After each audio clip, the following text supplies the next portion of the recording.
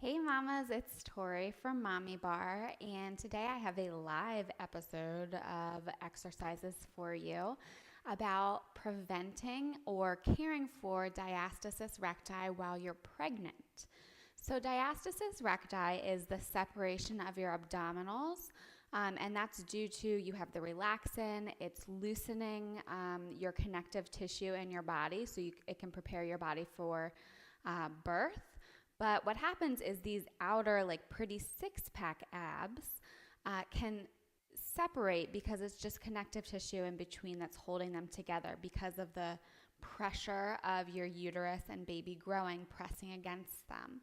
And really what we want to have working in here is those deep inner core muscles, those corset muscles that you might hear them called. They're the transverse abdominals. So they're the innermost layer of your abs. And they're not really what most mainstream fitness exercise trainers aim for, because you might be familiar with crunches, sit-ups, those things. That's all your outer abdominals. So the corset muscles are what help you support baby, help you maintain like less back pain, everything all throughout pregnancy. And the reason I am doing this video today is because throughout my first and second trimester, as baby was growing, I could feel that a little bit here and there. I had a little bit of a diastasis, very, very small, not really what would technically be called diastasis from my first pregnancy, but it really depends on your body. In general, if your gap or the separation between your abdominal muscles is more than 2.5 finger widths apart, then you are diagnosed with diastasis. But for people, depending on how they are, if you are small, I went to a pelvic floor physical therapist and she said, you're tiny, a little gap can be a lot different on you than a big gap can be on somebody different. So I was feeling that separation. I was getting a little bit of pain here, and I was doing those breathing exercises, the diaphragmatic breathing, which we have some videos of, which you can find on our YouTube channel. But those help in closing everything because you're taking that nice deep inhale, pulling your belly button out, exhaling, pulling that belly button in, lifting, and feeling like you're knitting everything together.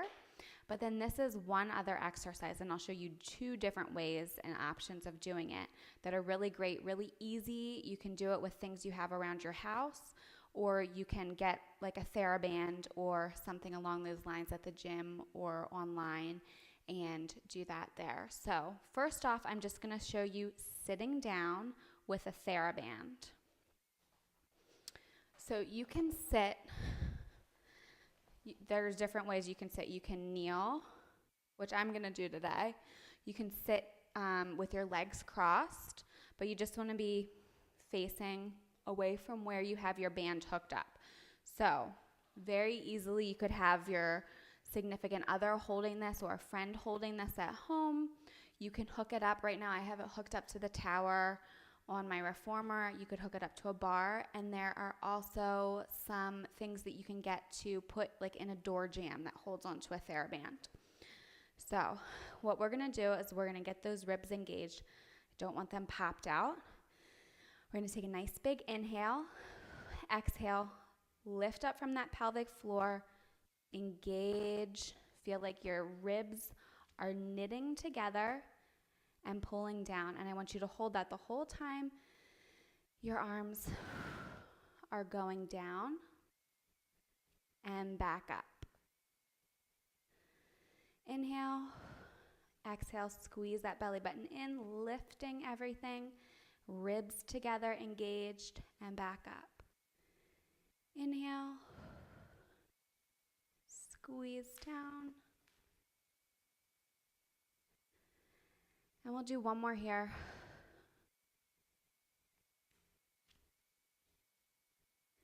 And these I would recommend you do like sets of 10 to sets of 15, 2 to 3 times in a row. And then you can move on. Oh, and here I have This is what like the little door jamb thing looks like. You can just stick it in your door jamb and hook your TheraBand up to it to do your exercises. And then here's one other option. Again, you don't need a exercise ball, but it also gives you some extra pelvic floor exercise and core maintenance if you're sitting on it. So I have little weights, and if you don't have weights, you can use soup cans, anything like that, and you don't even need to do this. Even just your arms going up and down and you using that breathing and connection can help close the gap or maintain any gap that you have throughout pregnancy. So again, here we're going to inhale, take our arms up, exhale, squeeze down, and carry them back up. Inhale, feel that belly button going out. Exhale, feel that pull in and up, ribs knit together, not popping out, down, and back up. Inhale, exhale, squeeze everything together, down and back up. Inhale, exhale, down, up, and then one more here. Inhale, exhale, squeeze, down, and back up. All right, I'm just gonna show you too quickly the side view so you can see how the ribs want to stay engaged and not pop out. So a lot of the times posture throughout pregnancy as well can add to that, because we get into this sticking our tush back, belly is pulling us down, and then we kind of pop our ribs up and open just because of how weight of baby is. But we want that spine to be neutral, not over exaggerated curve. Ribs engaged, so we have a nice as neutral spine as possible. And you'll feel those transverse abdominals here engaged, supporting you and supporting baby. So here's the wrong way to do it. And see, your ribs are just out. Right way. Inhale, exhale, maintain that core. You can even see your belly button lifts up and in. And we'll show you one more time here. Inhale, exhale, feel those ribs knit together, down, and back up.